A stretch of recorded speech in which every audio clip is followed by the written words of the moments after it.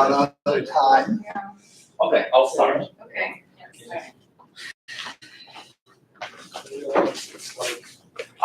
Really? Okay, all right. Well, so what's your name?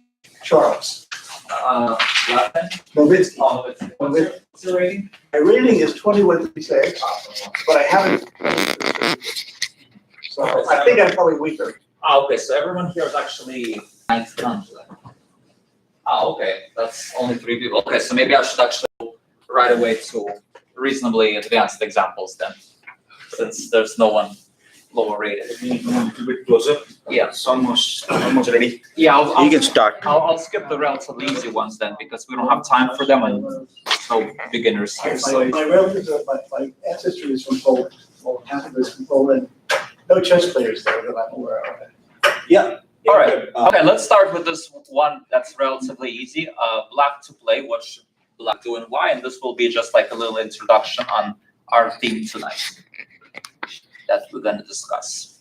For now, since it's a relatively easy one, I won't give away the theme yet. Black to play. What is best move? If you have the answer, you can just say it. I would play pawn to c5, I think, maybe. Wait, pawn to c5? You mean pawn to f4? F4. F4. Okay. Okay, I got it. G6 though? Okay. There's a pawn there. Takes Takes, h6. then he's got to go forward. Yeah, h6. Yes. So Okay, all right. So maybe the king should go over to e4. e4, e5, you mean? e5. Okay. E5, yes, I have to get my, King e5. Okay, well that's the move that you really want to play, right? And it looks like it's just winning because it looks like after this is very good for black, of course. And same thing here, h6, king f6, then g5, it's easily winning. However, there's one problem here for black after king e5. Who can tell us why is king e5 a mistake?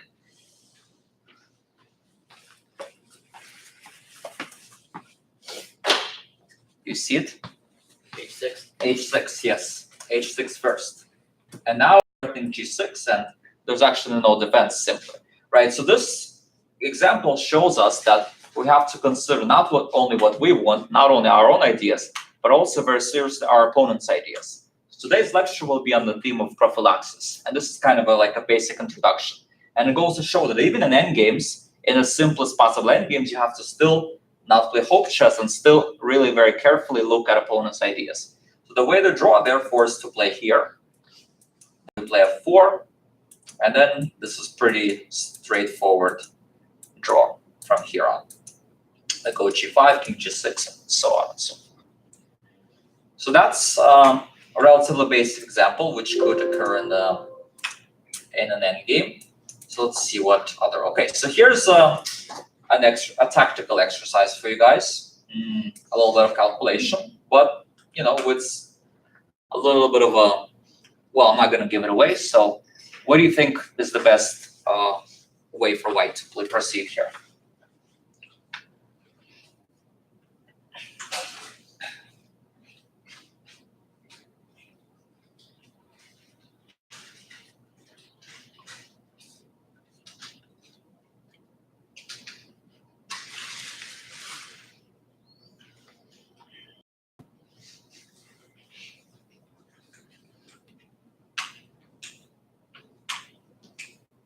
possibly rook takes g3.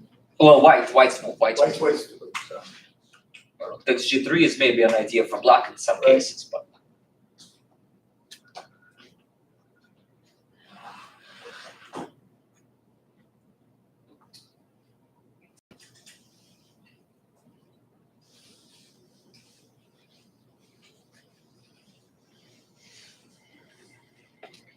What do you think? Rook takes a7. Rook takes a7. Okay. Certainly it looks totally winning, right? Because of king a7, b8 queen, and rook g8, queen g3. However, let's try to find the defense for black now. Right? Because every time you look at a variation for you, which looks good, we have to always consider what can opponent do in return. And you have to really carefully consider all of our opponent's best replies potentially. Maybe rook g3 now. Well, if you go rook g3, first of all, I can take with the pawn. Second of all, if I take with the queen, it's checks. So if we do that right away, that's never going to work.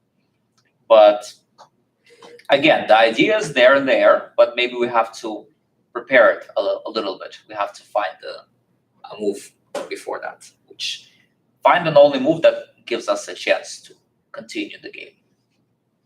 Because everything else totally loses.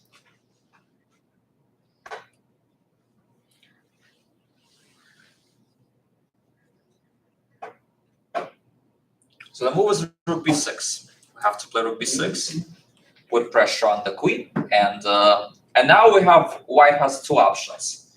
White can either give a check, takes, and queen f7, but this line there's not going to be any mate. So I mean, of course you can spend time calculating that, but it's not very practical because once you see a line like this, then you know, okay, it's not so clear. You can always return to that line in calculation if the other lines for white doesn't work, but it's not the line you want to start with calculating because it's a complicated line which can kind of get you far away from reality to some extent. But however, queen takes b6 looks like it's maybe winning because if rook takes b6, rook takes b6, queen e1 check, king g2, queen e4 check, king h2, white is just winning next move. However, black can play rook takes g3 here. So even in the very end, you have to really seriously consider all of opponent's ideas options. And suddenly this is just a draw. You have to take this or else you get mated. And then queen e3 check will just be a perpetual check, despite being down to rooks. So this is also a very instructive example. So even when you're doing tactics and you think that you see a good winning move, you still have to, along the way, consider very carefully opponent's replies. So it turns out rook takes a7 is very tempting, but once you see rook b6, you're like, okay, that line, let's put it aside for now, and let's see if there's something simpler. And so white has a winning move here, which is relatively simple, and that move is just queen a3, threatening mate. Two ways, queen takes a7 and queen f8, and there's nothing black can do. All right, so let's see another example. This is relatively easy.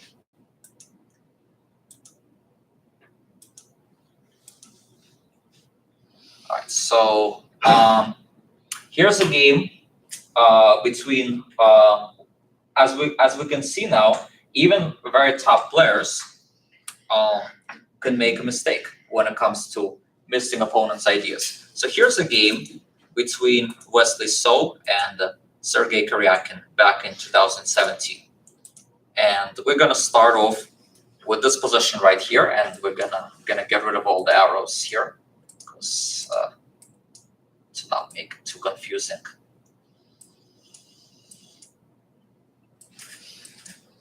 Okay, so what do you think white should do here, and why?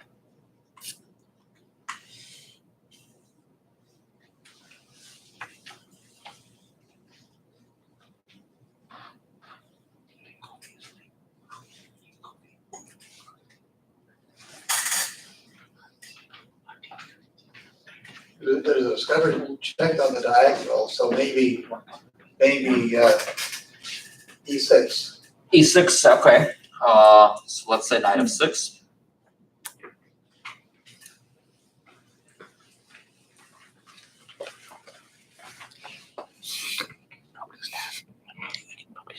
I'll stand. What? Maybe this would change. Can I sit? I think that's it now.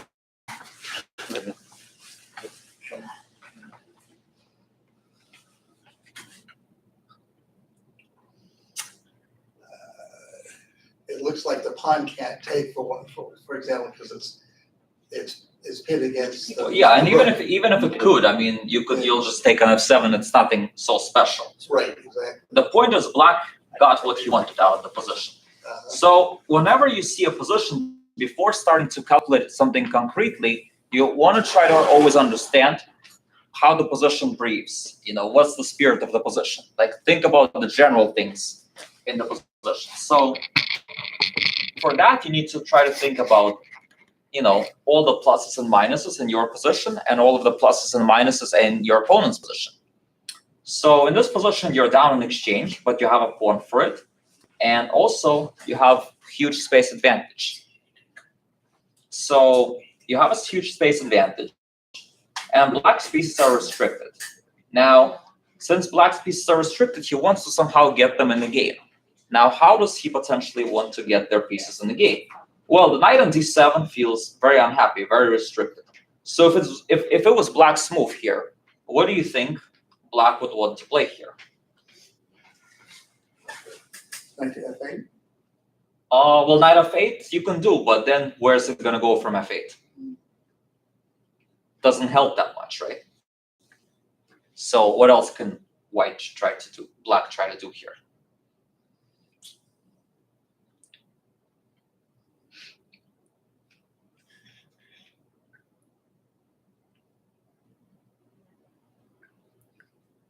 He could go to f6, knight f6, and then the rook is pinned. Very good. The pawn spins the rook, exactly. So black really wants to go knight f6, knight d5, and activate his knight, and then try to put pressure on b4 and undermine it. White's main goal here, he has a huge space advantage, has a very dominating position. As long as white maintains that dominating position and doesn't give black any counterplay, white should pretty easily win this game. So white should play a pretty natural move, like, for example, a move like king f2 is good, or a move like rook e2 is good. Just a prophylaxis to prevent the only idea black has, knight f6. And then that's it. Black is totally tied down. He has a space disadvantage, and black is totally cramped. But instead of that, Wesley So took on c4 and overlooked his opponent's idea or underestimated it. And he went for e6, this active play, but already this is nothing so special anymore. Because after queen e4, f6, e7, black got counterplay. And okay, white still has competition, position is equal, but eventually this game ended up being a draw. All right, now let's see one of my games that I recently played against Gorovets. And this game, I was white recently in the US Championship. And we're going to start off with this position. So white to play. What do you think white should do in this position? And why? So once again, you want to try to think about general things first before you start calculating. Because in this position, there's nothing yet to calculate. There's not that many tactics in this position. The first conclusion we can come up with is that taking on c6 is probably a bit dangerous because we're behind on development and black will get counterplay with rook c8, queen a5, and so on. So we probably don't want to take on c6. However, we want to think about what are our advantages in this position, what are our disadvantages, and what are all the things opponent wants to do. You see, in chess, when you're thinking prophylactically, you want to try to think about not just one thing he wants to do, but you want to try to think about all of the things opponent might be trying to do in this position. So You can move rook to c3, c1, preventing the pawn push. Yeah. And also perhaps taking the pawn later on. You could go rook c1, but black wants to maybe play c5, but certainly black has other ideas as well. Mm-hmm. But in order to figure out what else black wants, you want to try to think about what are white's main pluses in the position, and how should black try to fight against these white pluses. So think about it a little bit, and then we'll discuss it.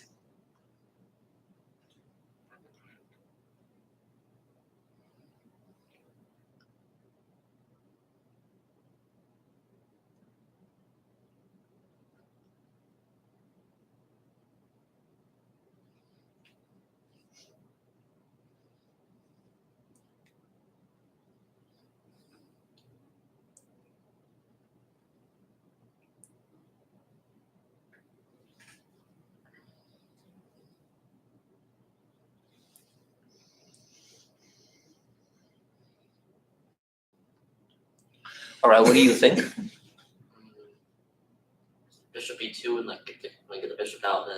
with the king to safety and then I played attack c6. Okay, that's the move I played. I mean, certainly it's a very reasonable move. Okay, let's look at it this way now. What are all the things that black wants to do? At some point, he wants to maybe play some c5.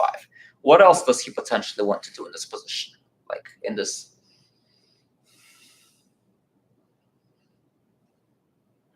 Gain control of the center. Okay, so controlling the center, so in what way? Like what move? Well, if you were black, like what do you think you would play maybe? Pawn to f6 and. Well, he can't go pawn f6. Eventually, later on. Okay, but I mean now, what would you Right do? now. So in this position, white has a bishop pair advantage, right? So you would probably love to trade off one of your knights or something for the bishop, right? So because right now white has what we call two static advantages. A bishop pair advantage, which is what we call a static permanent advantage, and also better pawn structure, because the pawn on c6 is weak. So we want to try to consolidate our position and secure our pluses in the position and shut down black's dynamic counterplay, because one thing that's going for black here is he's a little bit ahead in development.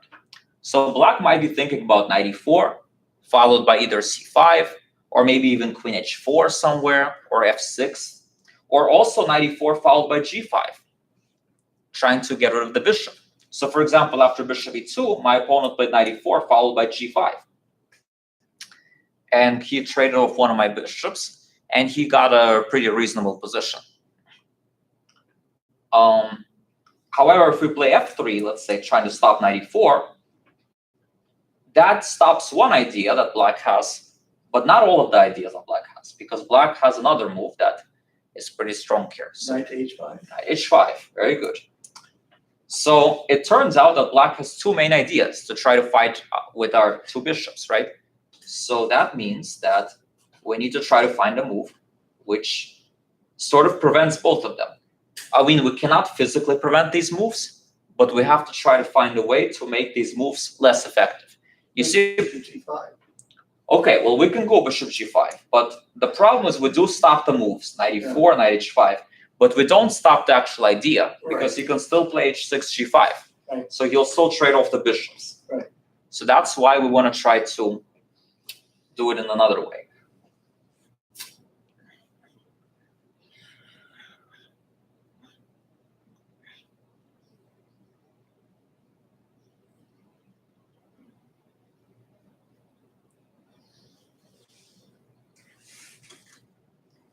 Just h3. Okay, h3, you're already much closer. But h3 allows knight e4, queen a3, and then black could play something like c5, d takes c5. It's almost forced now. Queen h4, threatening this f2 pawn, g3, and queen f6. And suddenly it turns out black has tons of counterplay, because e5 is a threat, and there's a lot of, I mean, white is still behind in development, and there's still, white has to be concerned with a few things. So one of the alternatives would have been to play h4. And actually h4 would be a very good alternative to the solution that I was thinking about, because then all of this stuff would not work, because f3 would be coming always. And there's no queen h4 or anything like that. However, the move I was thinking about, and the would also like, because the queen on a3 probably belongs anyway. We don't really want the queen on c3, because we're not exactly planning to take on c6 with the queen anyway. So we move the queen away from under the attack. And now white is just securing his advantage, because after knight h5 we go there. And after this we go f3. And black has simply no counterplay. And then after, let's say, a move like a5, then we just simply complete our development. And white has a solid plus over minus position for the rest of the game, as long as he kind of maintains it. So this is how we can use prophylactical thinking to get an advantage even against stronger players. And you see how even for stronger players, this could be sometimes not very easy. So let me give you now a few exercises, and then we'll see a couple of other games. So here's an example I played against Christian Chirilia master, and I was white. I'm gonna skip through the opening, and we're gonna get to this moment right here. So materials equal here. So in this position, Black played a little bit of an inaccuracy. He played queen e7. It was a little bit better to go knight h7 followed by knight f8, kind of disturbing my harmony and bringing the knight to f8. However, he played queen e7, which also looks like a good move, and it has an idea. So now the question is, what should I do here?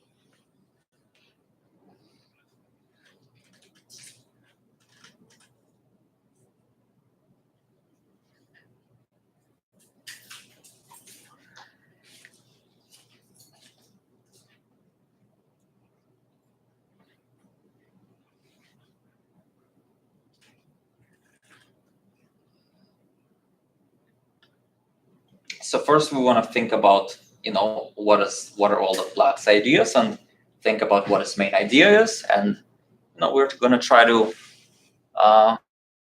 maybe prevent it. Queen a5. Queen a5, excellent. And that secures a plus for white because Black cannot now challenge the file. If Black gets a chance to play rook d8 and trade the rooks, he'll clearly be equal. But once we go queen a5, that's it. And then we secure our advantage. And then later on, I won pretty convincingly. My opponent played c5 to try to do something, but that already created some weaknesses. And then I step by step won the pawn and later won the game. All right, any questions so far? All right, let's see. This is actually a pretty famous game between Spassky and Fischer.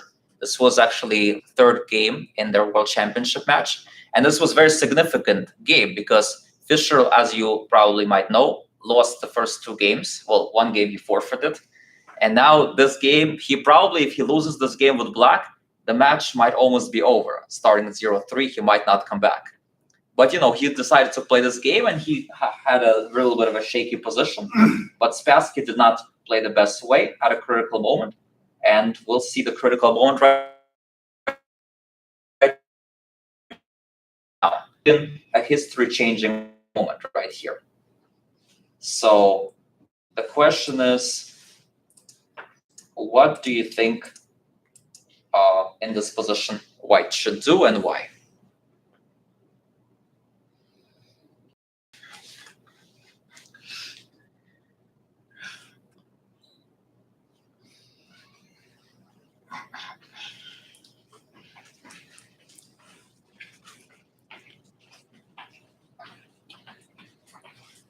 Oh, thank you. You could consider f4. F4. Yeah, F4, he probably will go knight g4. G3, and then let's say queen h3. But I think Black will be happy here because Black has two bishops and gets a chance to trade off the knights and gets a pretty comfortable game. So we want to try to look for something else here. Think about, first of all, what Black's next move might be, what is Black's idea here, and then try to decide how you prevent it.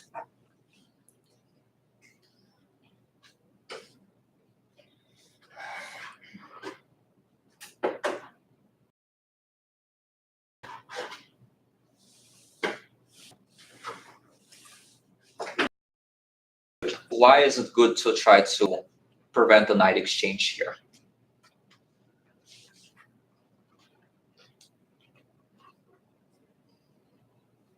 for when knight's a defensive piece. Yeah, that's one reason. Maybe our knight will potentially be a good job of securing our queen side. But the main reason is really that the knight on e3 is actually very strong, has very strong potential because it controls two key squares, c4 and f5. And what that means is that in the long run, when let's say you'll play knight e2, bishop d2, knight g3, the f5 square will become very relevant. Whereas the black knight looks very good on e5, however, it's just sitting there. It's like a sitting duck. It doesn't actually do very much there. It has very little prospects and potential. And you can always play f4 whenever you want to. And so, it's kind of the e5 square, both the bishop and the knight want to control it. So they're sort of redundant. So that's why it's better to keep the situation like that. And after f3, black would really be struggling to find good counterplay. And white would just have a solid plus. Bishop d2, bishop e1 is another idea. And f3 could have been a move that would give white a great chance to win the game. And if he wins the game, as I've already said before, probably Fischer does not become world champion. And the history is different. But instead, white played bishop d2, black got knight g4, takes, queen f6, and now g3, another not such a good move, weakening all the light squares potentially. After this, and queen b6, not a6 because of a5, of course, but b6, b5, queen g6, and later on, black won the game. Black created lots of counterplay. Black ended up winning the game in that. But if white had played f3 here, this would have potentially changed the course because it's hard for black to find a good plan here. So white's knight potentially control a lot of key squares. In particular, c4 and f5 could be quite relevant. All right, so that was that game. There's another game that I wanted to show you. So let's see a couple of examples. So let's see, critical thinking could also be. So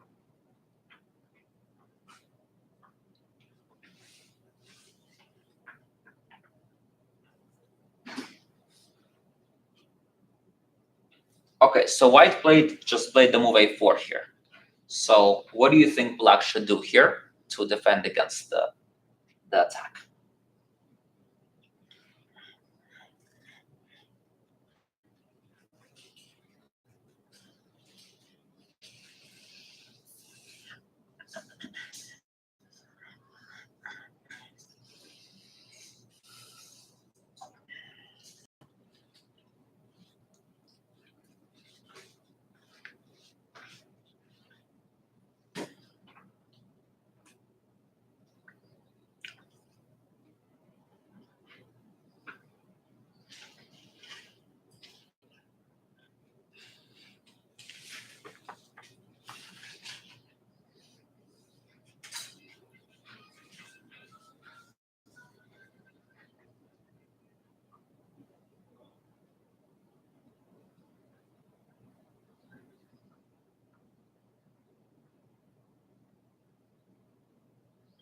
I only see h4, which doesn't really do much.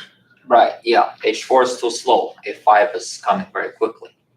Yeah, so sometimes we have to think like this. So is there any way we can stop a5? No, we cannot stop a5. Is there any way we can stop a takes b6 next move? Probably not, without going b takes a5, because then knight takes a5. But is there any way we can stop a5 followed by ab followed by queen takes b6? Well, knight to e7 is possible, yes, but the problem with that is that the knight ends up being too passive, and then after something like this, white still crashes through with an attack. Right. So ideally, we don't want to end up moving the knight to such a passive position. So try to see if we have another piece that can defend the b6 square potentially in two moves. we want to make sure that when he plays a5, we can defend against a b followed by queen takes b6. Like king e7 and then book b8. Very good. Key target point, pawn on b6. Seems like a little pawn, but the pawn actually holds the whole black's position together.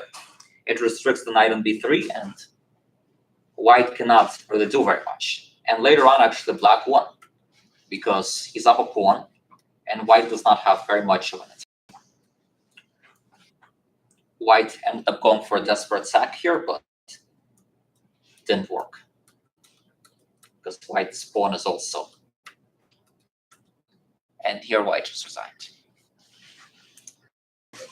Now I'll show you how even in winning positions, thinking prophylactically is very important, especially in winning positions.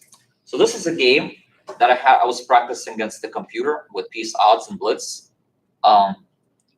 This game, I think, is also quite instructive, because just how would you try to win this position in the most efficient possible way?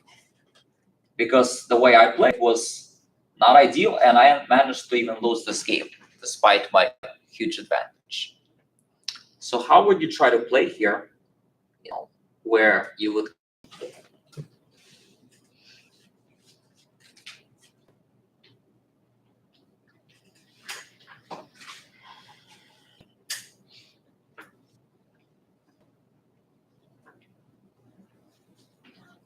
Four.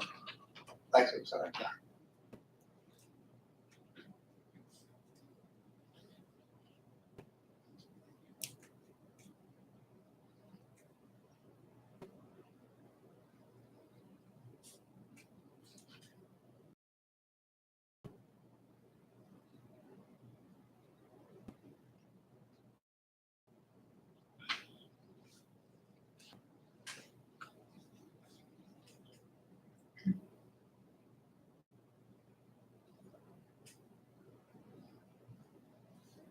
Knight on e3. knight where? E3. Oh, but I think I can take this though. Yeah. But I tried. Rook g8. Rook g8? d8. d8. Yes, that's correct. Yes, because in this position, our goal is to try to trade off pieces. You see, a lot of people at the lower level, we sometimes, when we have a big advantage, we try to get more and more and more. It's like having $1 million in your bank and then trying to get extra 100,000 and taking big risks to do that, right? So that's why the simplest thing to do is, when you're up so much material, you have to just trade off everything and try to simplify the game. And now any kind of an attack, b5, only chance, takes queen d7, queen d5, and there's simply nothing for white. Instead of that, in the game, I played a very bad move from a practical standpoint of view. I played here, and suddenly after a5, I have to already find some very accurate moves to defend. I played g4. Well, it turned out g takes h4 was better, but it was already not as easy, especially in blitz. a6, and suddenly I have to defend against the mating attack. I ended up going here, and before you know it, he got a quick attack going. So you see how even when you're up a piece, you can never rest on your laurels, and you have to always be very, very careful till the very end. I'll show you another game. This is a game between two computers, and I'll show you the game. I mean, this is a very instructive game that I like to show everybody from the very beginning, but since we don't have that much time, we'll just see the technique part. So how do you think first secure what we have, and only then we can win our game? Because we already won the battle on the queen side. We don't need to do anything more special to win the game. We already won the game. All we need to do is we need to prevent our opponent's last-minute counter chances, and then we sell d4. Queen f5, for example, maybe looks more tempting, trying to go this, but oops, queen f8. And suddenly, it's not clear anymore who's better. Right, so you have to always be careful not to decentralize your pieces, and always, be alert and have the correct technique. So queen d4, bishop f8, queen f2, and queen f8. All right, how do you think white should seal the deal here? What should be white's idea here?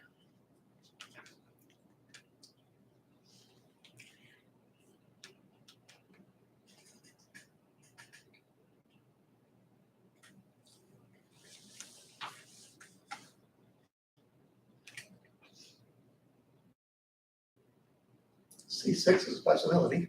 It is, but how good is it? That's the question. What can black play after C6?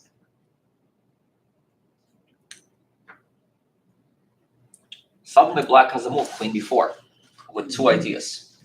And suddenly the game has just turned around. The game has went from white being absolutely comfortably winning to suddenly totally unclear.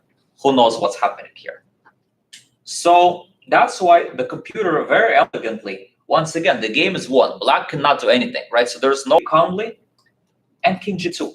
Improving one last piece that's a little bit not well placed.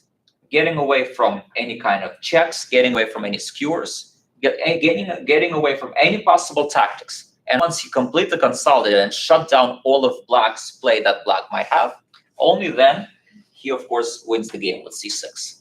But again, there's no reason to rush. If you already won the battle and the opponent has no counterplay, you have to just make sure you shut down every possible little idea and not miss your opponent's last-minute counter.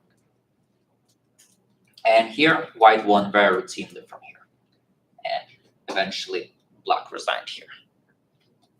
All right, last two examples I'm going to show you. So especially in winning positions, you see how easy it is. All it takes is one careless move, and you can go from a winning position to a worse position, just like that. So that's why in a winning position, you have to especially be careful and keeping a very sharp eye on all of these ideas. However, now let me show you a couple of examples where sometimes stopping your opponent's idea is not always good. And this example was one of them. This is a game I've also played once with white, played it in one tournament. And here we have a position here where clearly white is better, but no, black just played b5, so he's thinking about some rook c4. And what do you think white should play here?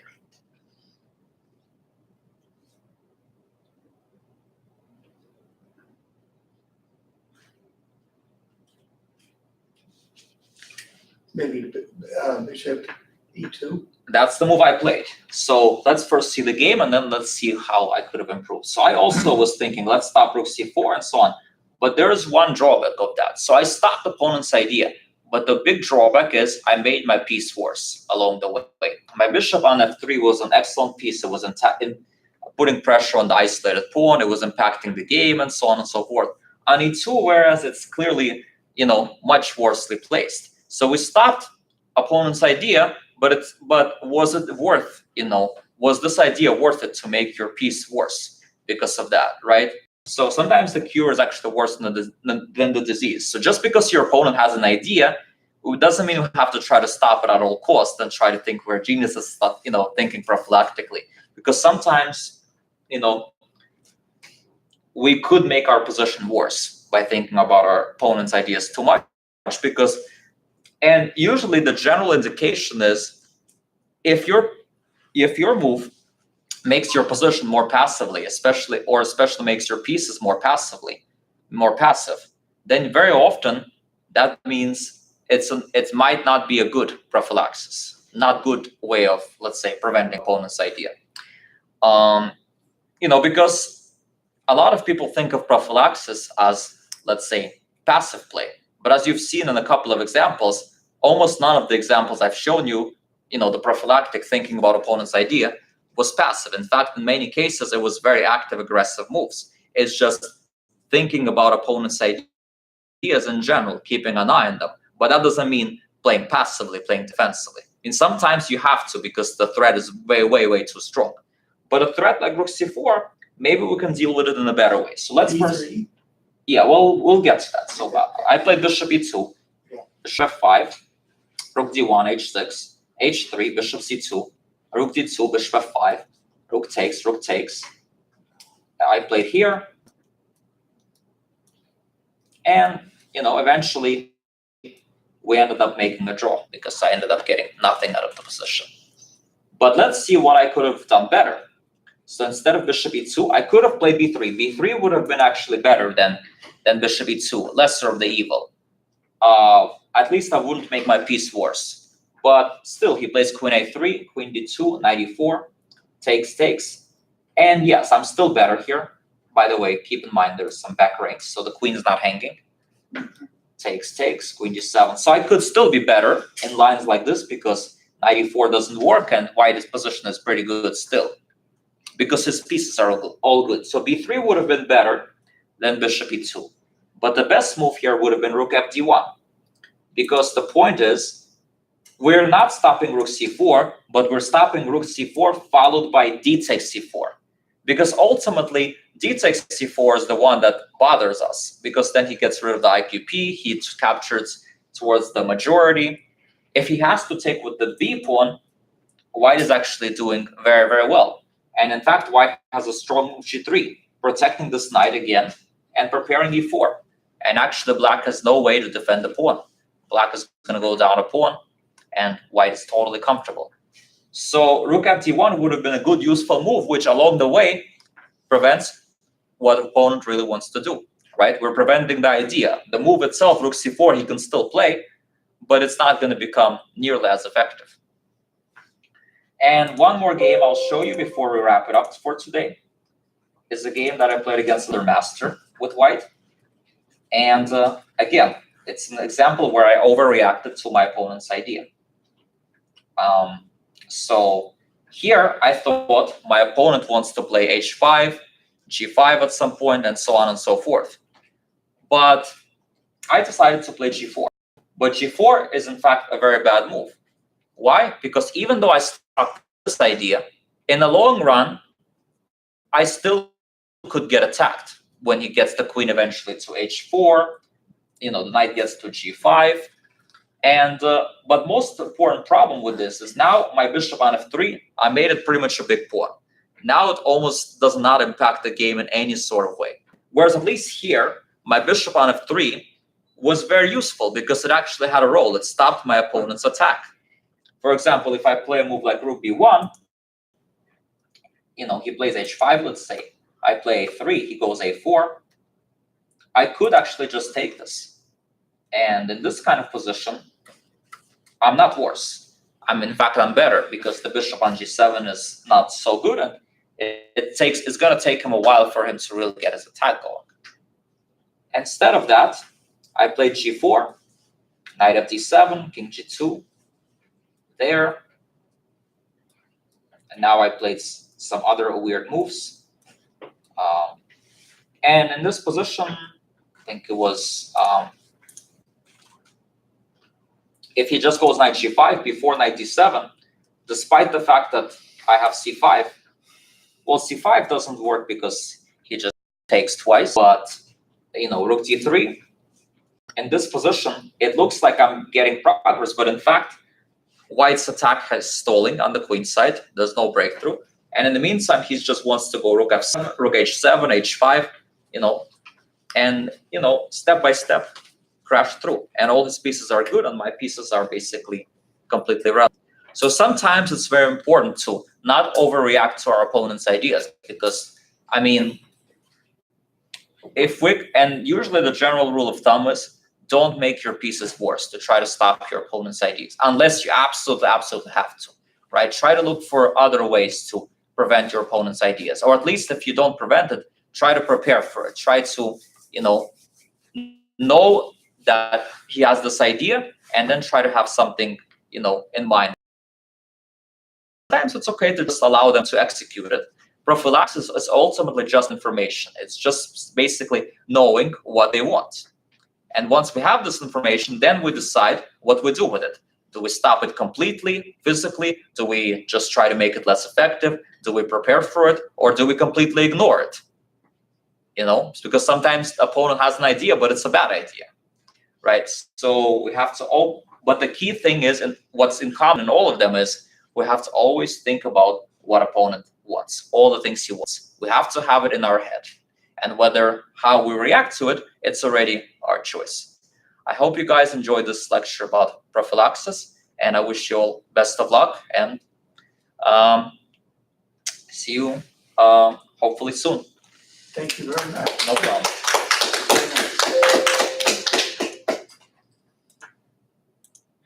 If you have any quick questions, you can ask me now. And I think right now you're about to have another lecture, so enjoy. Thank you.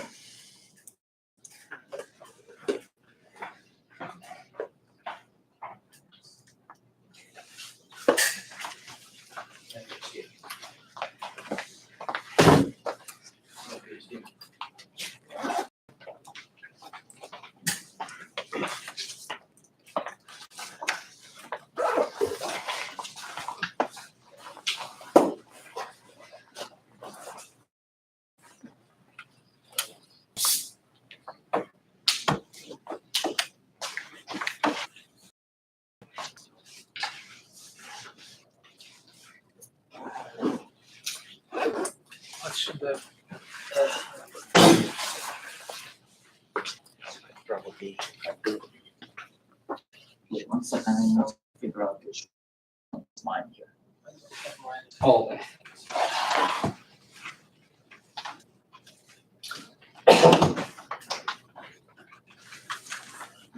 Once he's done. Excuse me, can I? Second. Thank you. Still not connected. Oh, you. Oh, okay, thanks.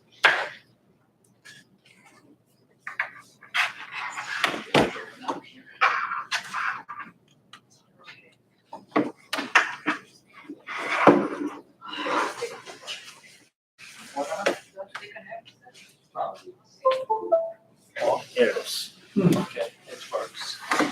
All right. 1 second.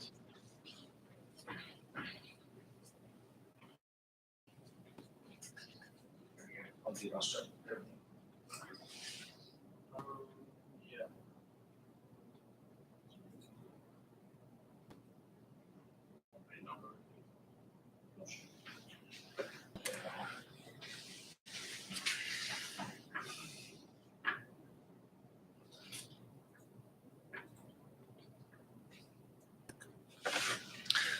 All right, guys. Greetings. How to remove that? Ah. Wait a minute.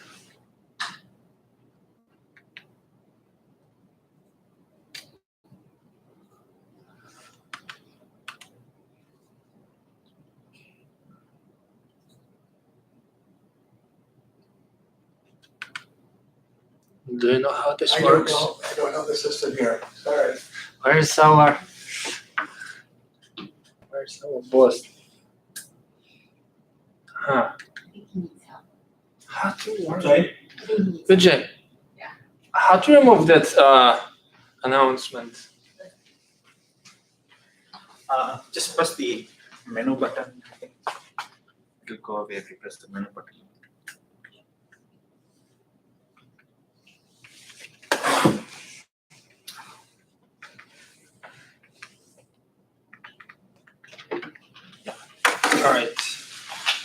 All right, guys. Nice to meet you all here. And for today's lesson, I would like to show you just my games on a variety of topics in chess. And the first game, it's gonna be, now there's a rule. If you attack 10 times in a row, the 11th time your opponent will not be able to defend. That's the rule. So attack, attack, attack, attack. All right, so I'm playing black.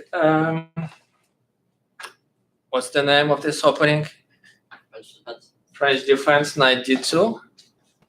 What's the line? Famous German grandmaster Tarrasch, right? Knight d2 actually is a very good move. All right, I played c5. Decent, right? As they say, you gotta fight for the center. Knight f3. And next I played quite an interesting move. Not the best one, but enough to create some counterplay. c3, knight c6. I have a question for white. Should white play e d5 or e5? What do you think?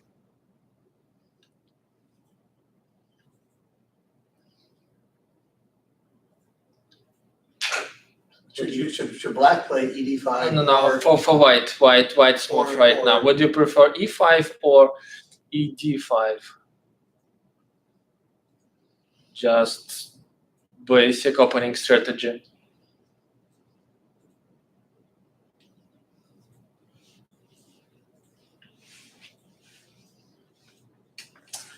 I think if you played ED5, you would be giving up center, some of the center. True, right? So yeah, ED5, that's what white played, but that's not the best move for sure, because as black, by the way, black should play queen d5 or pawn d5 next.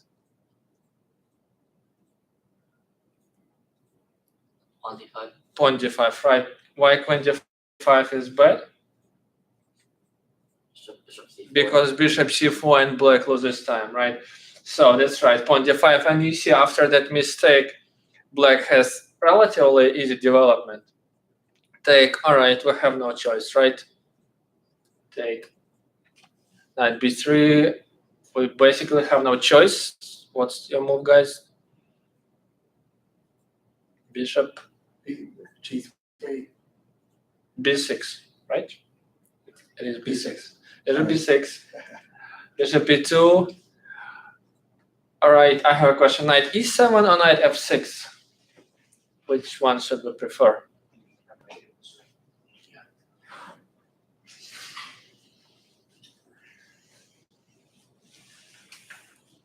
Knight f6. Knight f6.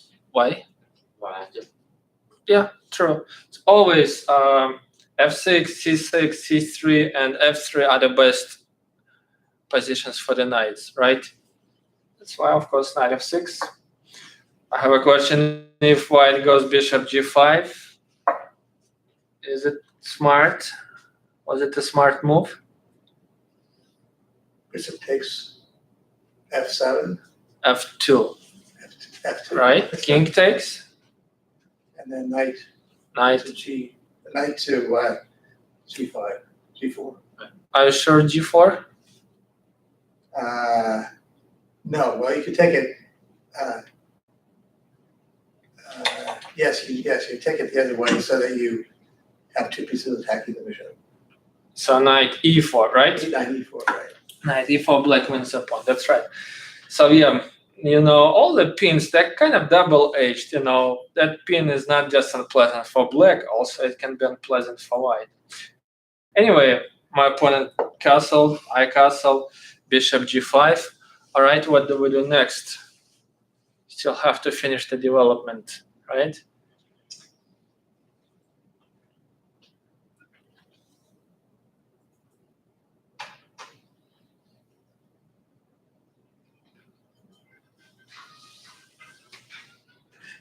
And by the way, do you see the threat of white?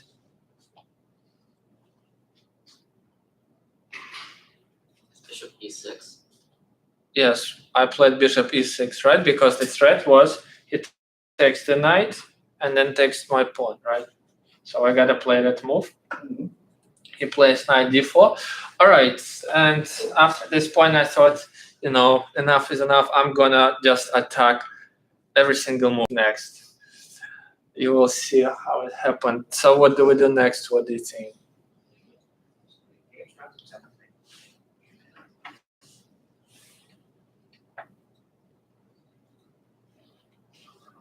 Just a normal move, nothing special.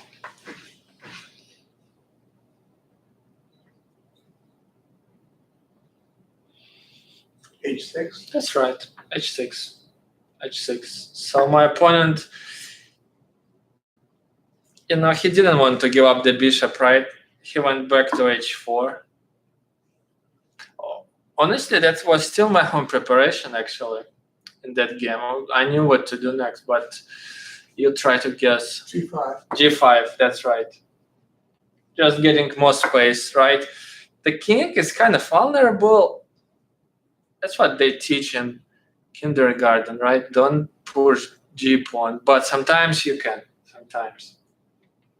Bishop back, right next. What do you think?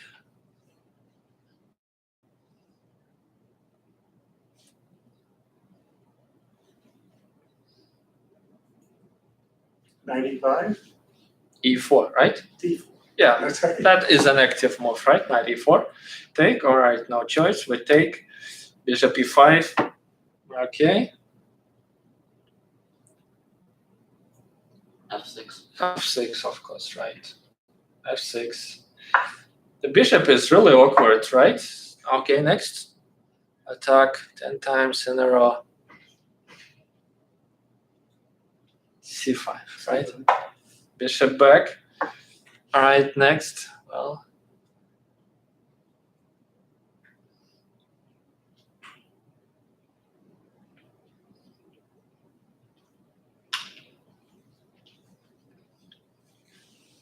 F5.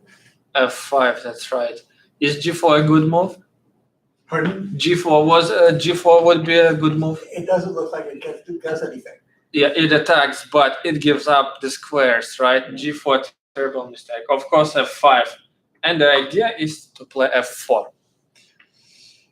All right, 95, f4. He goes back. There's a joke that your opponent is preparing for the next game. Bishop back to c1. All right, next, guys, attack one more time.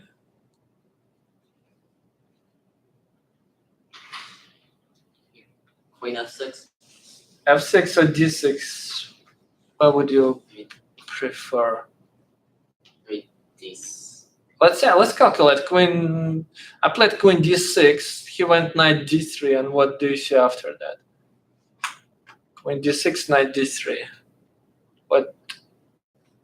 Okay, let me make this move. What do we do for next two moves for black?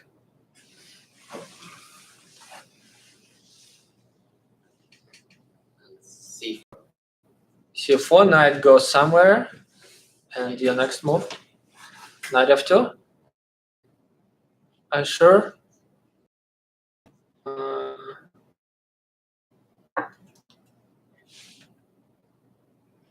So, what do you think about knight f2? As we know, in the middle game. What else can we think of? F3. But then bishop takes. It looks too risky.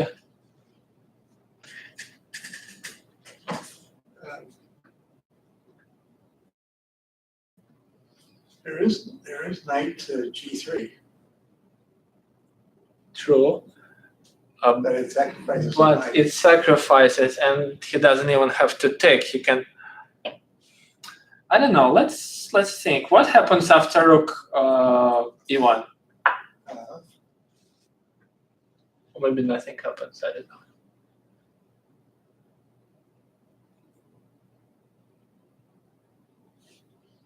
Bishop takes. King takes. Then you wanna be queen check, but he has queen Queen d. check is it's queen in the way. Yeah, he has queen d4. That's the problem. But I'll tell a secret. It was a blitz game, and in blitz game, you got to increase the pressure. Right. Increase, blows up. So from this point of view, how to increase even more pressure. And as black, I didn't want to calculate anything, I just wanted to increase the pressure, create another threat. Maybe. So queen Queen C5. c5, right? f2 is obviously a big target, right? And all right, my opponent went crazy. Bishop g4 already. I guess he didn't want to play that embarrassing position like after queen e1. So bishop g4, take, knight f2. Why not, right? Check. All right. So what do we do next? King g7, right? And here, wait a minute, guys. I think you know the typical pattern. What happens after knight d5? Knight h3. King h1. G1. That's right? You know that. Beautiful mate. Beautiful smothered mate. Actually, we'll see another smothered mate today. Yep. So he played h4. Well, after h4, things are a little bit different, but I played g4. Don't want to let this king out of the cage. Mhm. Queen d5. All right, and now let's find something good for black. G3. I So mean, you've got the many moves are winning, but only a secret. Try to calculate the first line. It's check. If it works, it works. You know, the opponent doesn't have a time break. Knight h3. Knight h3. If king h1, Just try to go with the queen g1 first as possible. Rook g1. and knight f2. Knight f2, king h2. g3. G3 checkmate. All right, let's make it happen. Queen check, take. Yeah, quite a beautiful checkmate, right? Mhm. All right, but let's calculate. What about, okay, knight h3, king h2 this time. What's the most forced win for black? g3. King takes, knight. Queen c8. That's right. Kind of a little bit tricky move to see it, right? So after g3, he resigned because take, and we have this checkmate. All right, so two concepts, right? If you have a chance, 10 moves in a row and you always attack, 11th move, your opponent can do. And then try it first, calculate the most forced line. Maybe it works and you don't need to do extra work. All right, next.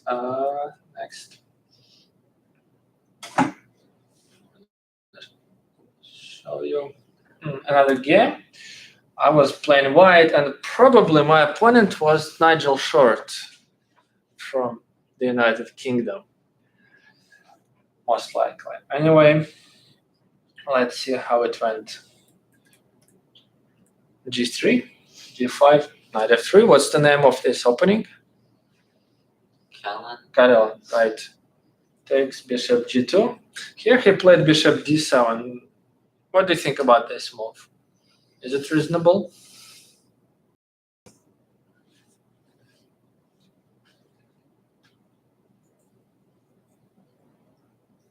Seems slow.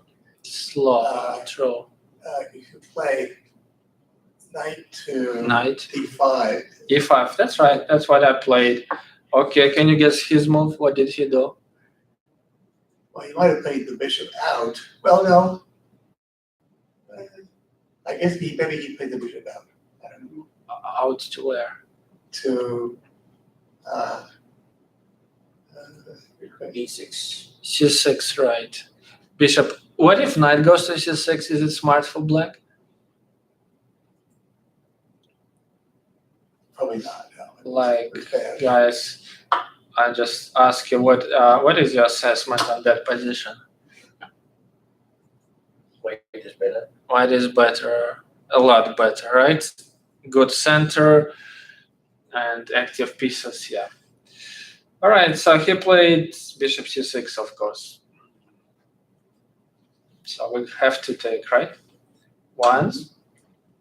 My question, should we take one more time? No. No. Yes.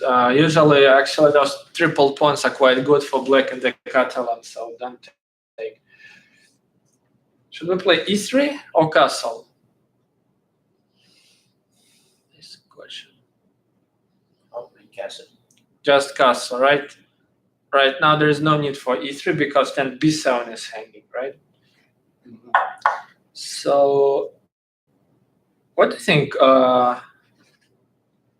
Okay, I'll show you. He played queen d7, knight c3, And Nigel Short is famous for his creative style, aggressive attacking style. Can you find his move? His kind of concept, actually.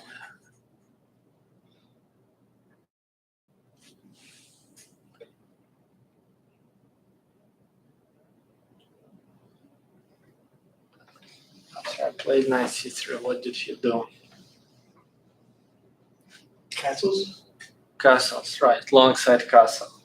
Super sharp, right? Well, as white, I don't have a choice now. And what is the only move for white? It's about just material, right? E3. Yes, e3. Now e3. All right, e5, more pressure on me. Again, we don't have a choice. What's the move? E5. d5, right? Knight b4. e4, bishop c5. Now I have a question. What do you think? What's the main strategic feature of that position? Bishop is closed in. You want to use it for something, find a use for it. Bishop, what else? What else do you think? F4 somewhere. f4 for white? I'm not sure. Do you want to say like king h1 and then f4? I'm not sure. No. Any other ideas? What's the feature? Just don't give me variations. Tell me a name. White has an extra bishop. Two bishops. Two White has bishops. Two bishops. Okay, could be. What else? Before two bishops. What else is the most important? So I control the center. Center. Okay. You know, the center is kind of quite established already, right? What else, guys? The opposite castles, right? What do we know about opposite side castles? Attack. You have to attack. You have to be crazy in a good way, right? So probably Well, yeah. A3,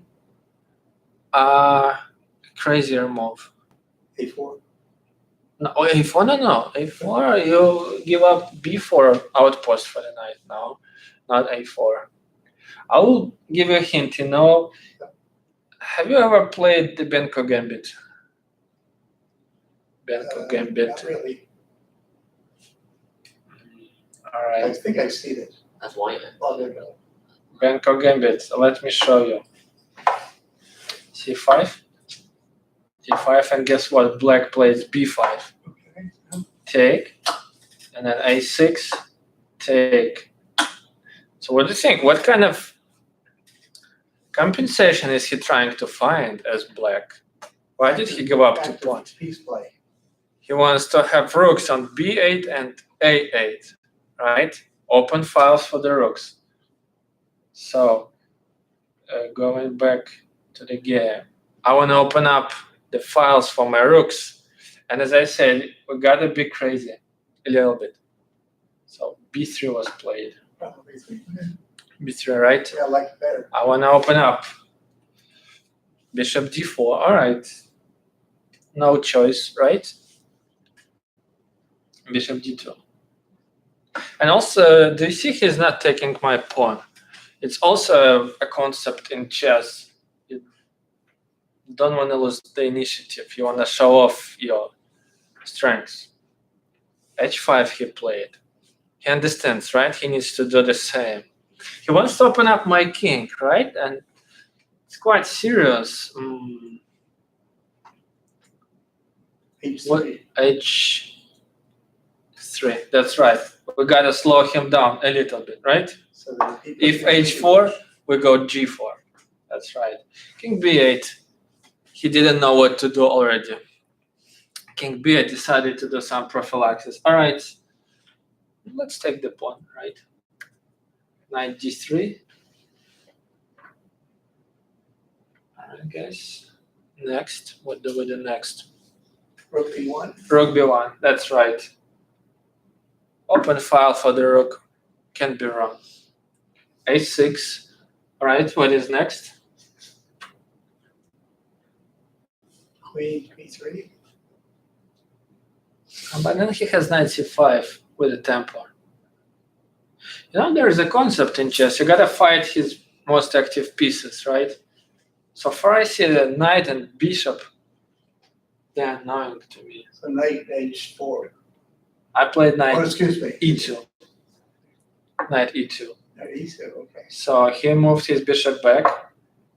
I played bishop c3. I don't like that knight on d3. He goes back. I take e5. He takes. No, bishop. All right. Which square do you see as a target sooner or later? Well, C7 is one. Okay, what else? E7.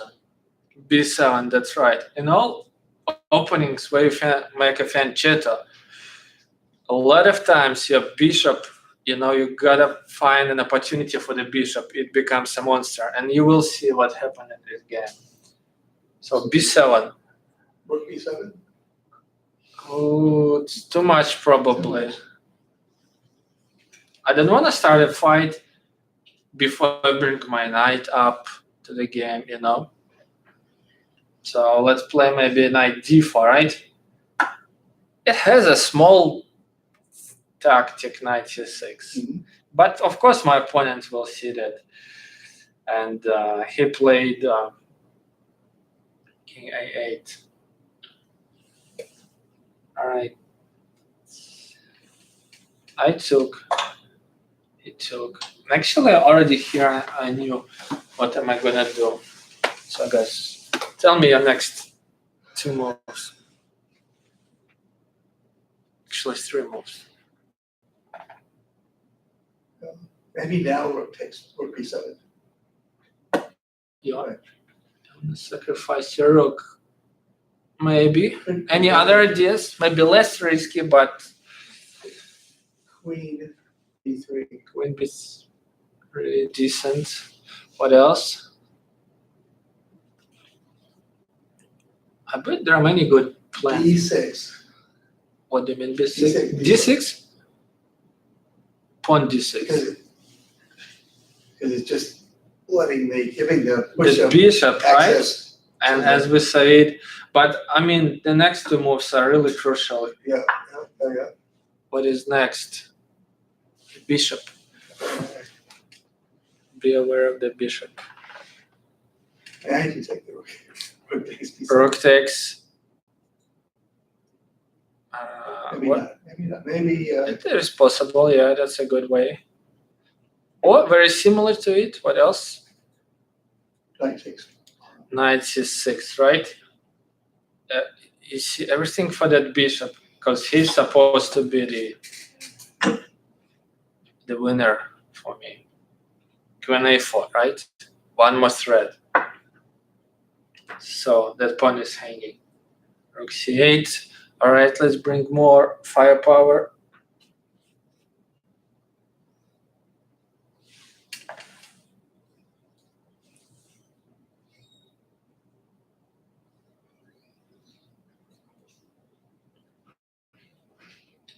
Like next to Queen H6. Queen, what? Queen H6. A6 with a knight. What is the How about rook He's asking you. to C6? Yes. Rook c6. He took my queen. And then rook to C8. Rook c8. Double check, checkmate. That's right. Yeah. So you see, as I said, that's the bishop, a monster bishop. If you play Dragon, King's Indian, Catalan, you're supposed to win because of that great bishop. So that's an idea. And also, wait a minute.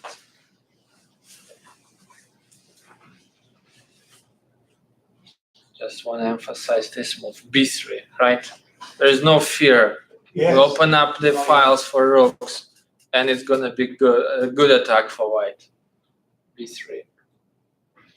All right, next, I want to show you another game and another concept. This time we are playing black. It's Caracan defense, right?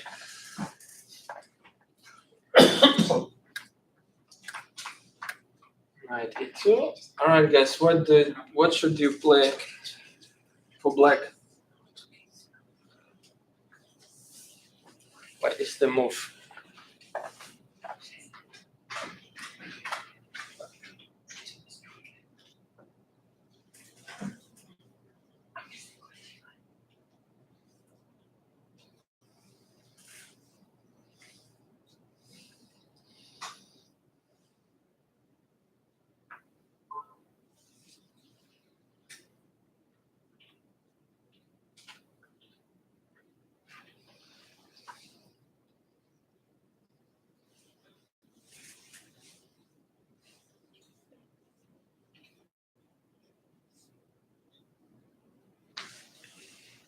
I'll have to approach as active and passive.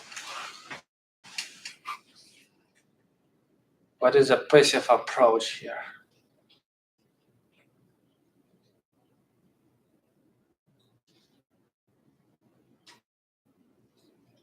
All right, another question. What's the threat of white? Like his next 2 or 3 moves.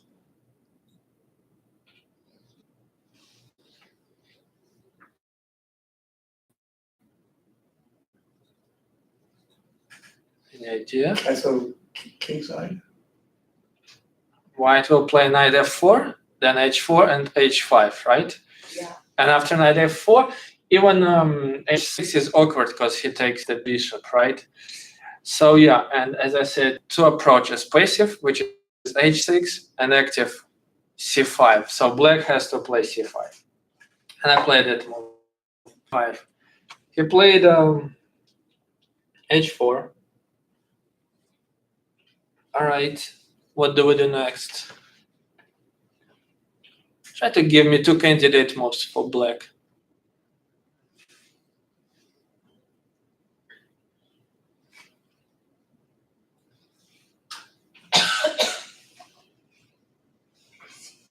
F6. F6. It's kind of dangerous, but okay. Let's say F6. What else? F5. F5. No, that's not. Yeah. H6, H5. H6. Right. H5 is the best move.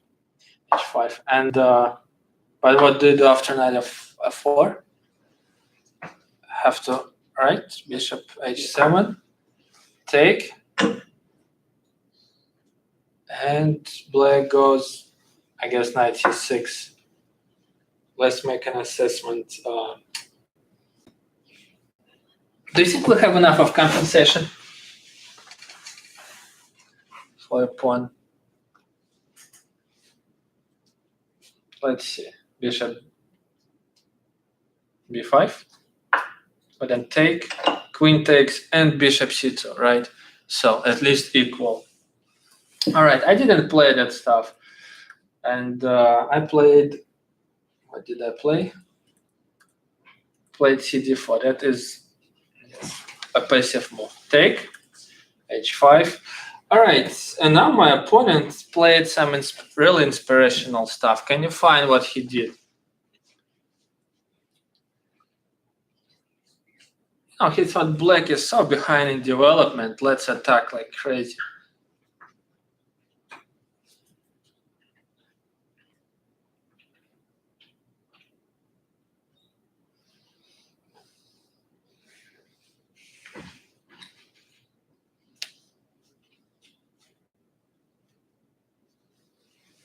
All right, any ideas?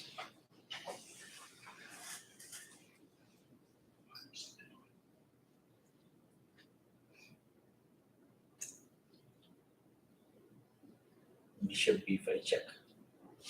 Could be. And What do you do after knight d7?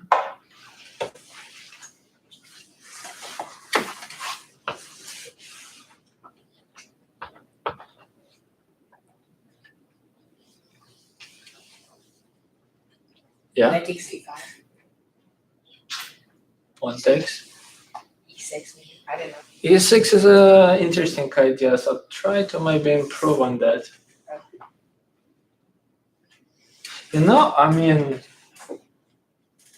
I'll show you. He played f4. He wants to break through. And take, check, knight d7, and f5. It's very dangerous, you see. Black is so behind in development. So, rook h4.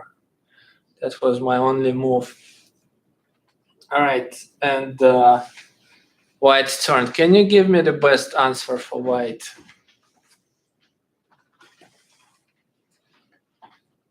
At least if you see the candidates moves. What should white have played? E2, king E2. King e2? No, that is too artificial. Two moves that you need to calculate as white during your game.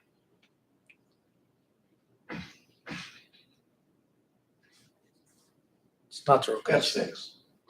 F6. No, rook h1 is coming. Castles. Castle is one of them.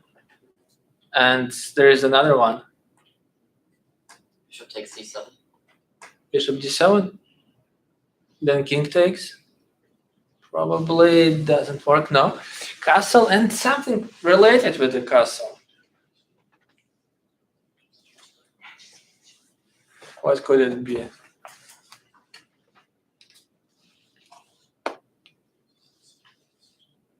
Yeah? Rook f1.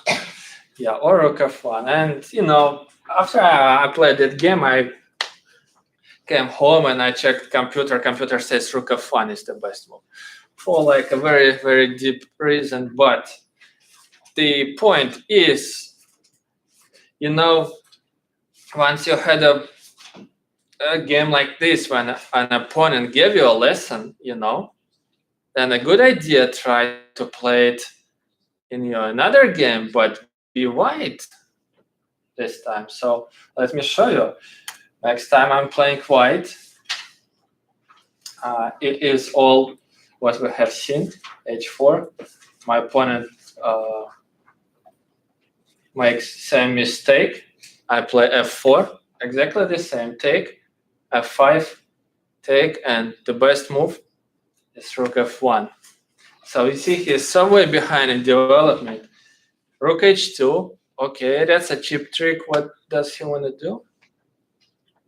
Queen h4, right. But there is a very simple answer to it. What do we do? C6?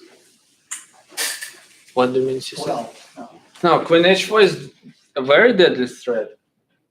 Queen takes g4. Queen g4, right, why not? Queen g4, yeah. He take f5. Okay, there is no choice, right? Knight f5.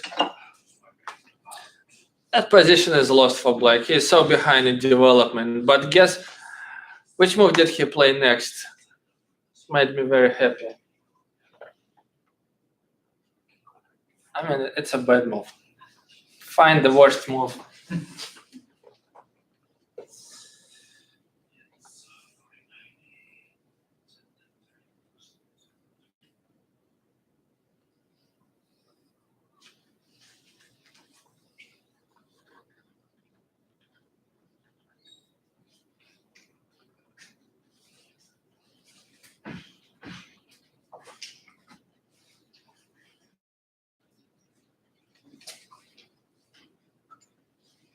So guys, what is the worst move? 95? For black? No, 95 is not legal. No. E5. Which one? Queen h4 or queen g5. It's not the worst. The worst move he played, knight e7. That is a grandmaster, by the way. Yeah, all right. Thanks him.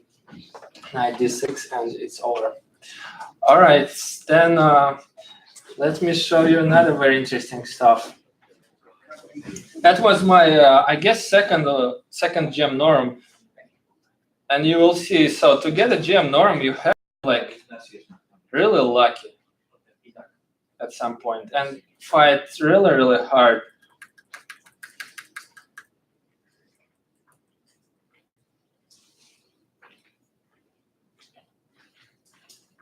All right, what can we say about this position in terms of black? Bishop b6, right? Having a very simple threat, bishop f2. Okay, can you give me an assessment?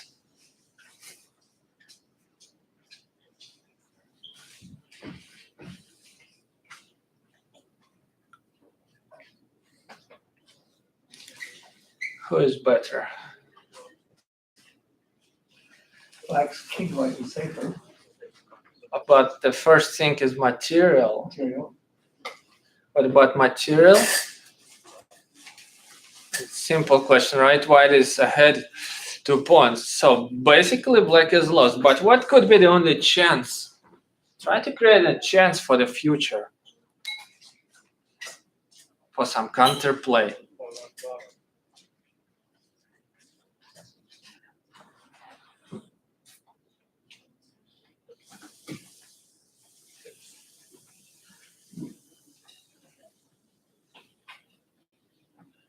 All right, any ideas?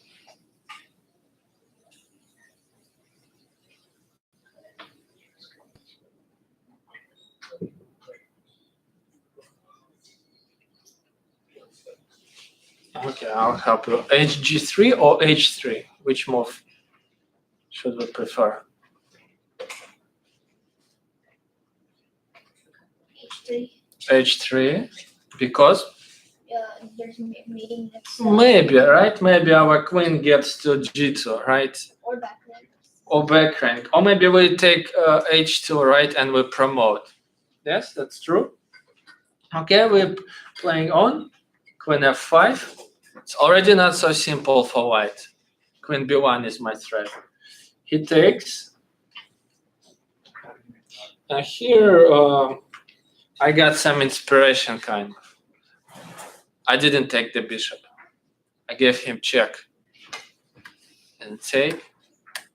And I took H2. And it's not so simple for white to stop. So my opponent gave me check. I go here. All right, he has a perpetual, right? Obviously. But of course, white is not satisfied with that. Check. All right, what do we do after queen d3? Have to play g6. Here he played e6. All right, guys, what is next?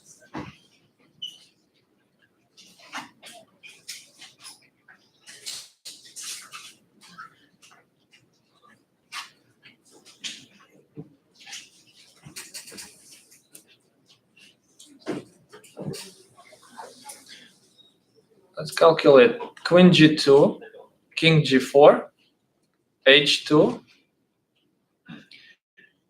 He takes f7, h1 queen, f8. What is f8? Who can tell me? f8. Are you following? All right, let's check there. Take queen. What does white do? Knight, right? King g8. What is next?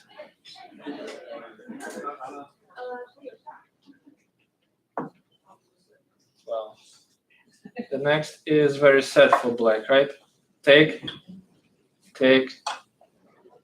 checkmate. But this variation has a mistake. Where is the mistake?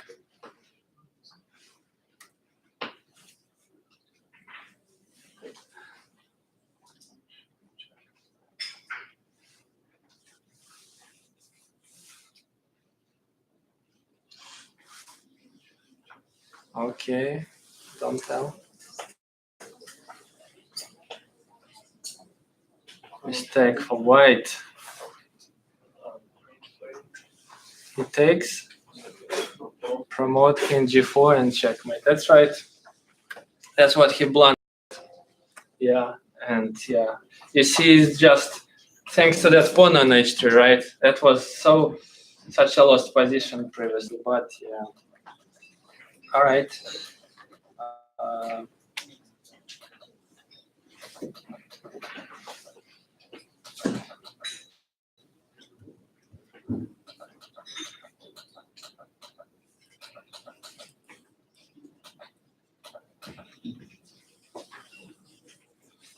Your turn for black, guys. Can you tell me your move?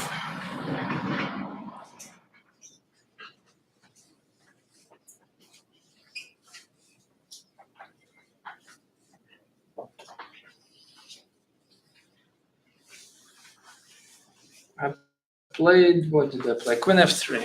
Queen f3 I played. Hold on. Does anybody see an idea?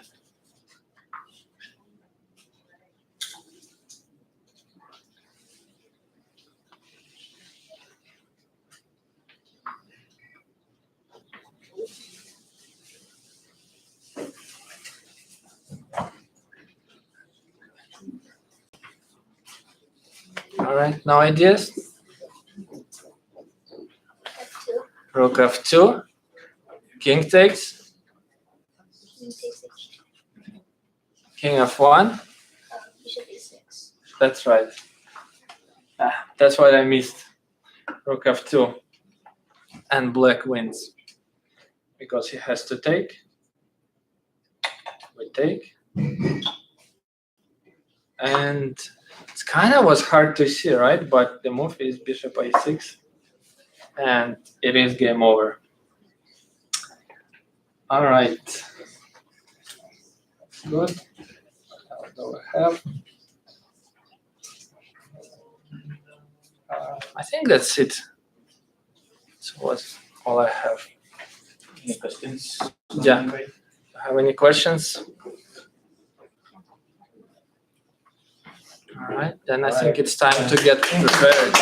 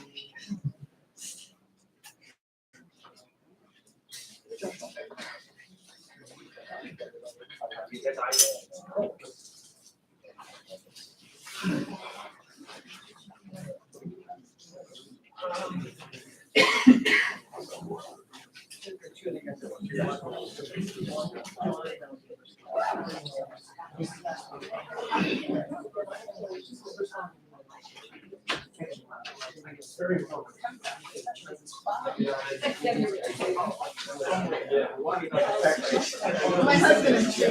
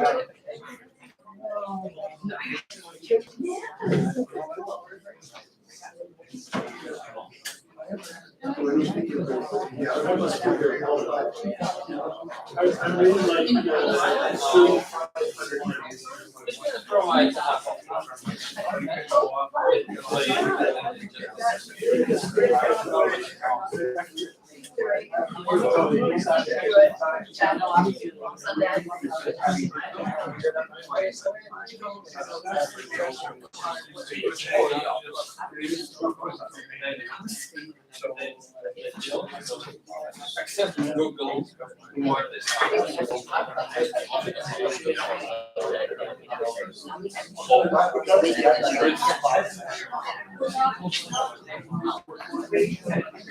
Really easy.